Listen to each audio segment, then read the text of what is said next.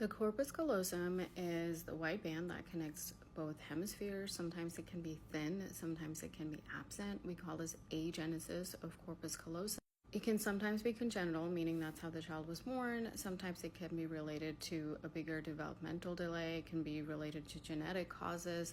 You can see this in other congenital syndromes, such as acardie, to name one. If your child has had a stroke or an infection in utero, you can also have agenesis of the corpus callosum. Alcohol can do this as well.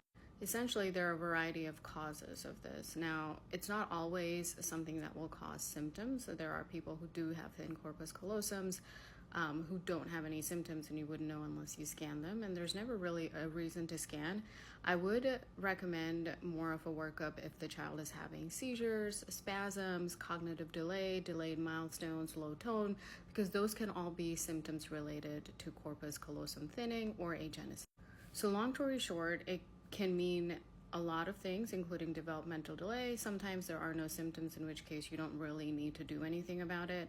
But realistically, you should follow up with a pediatrician, specifically a pediatric neurologist who knows what they're doing. If your child does have symptoms and this is found, there really is no treatment or cure, right? Because the brain has already developed.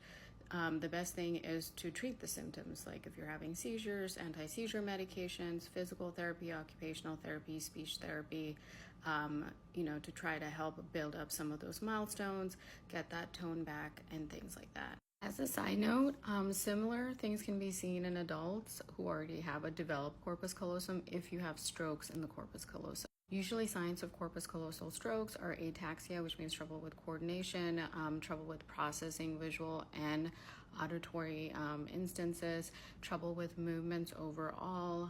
You might also have trouble with arm and leg movements. There's something called alien hand syndrome, where your hand kind of does its own thing and you're not controlling it, which is really strange because you technically are controlling it. Your brain just doesn't recognize that you're controlling it, which is why we call it alien hand syndrome.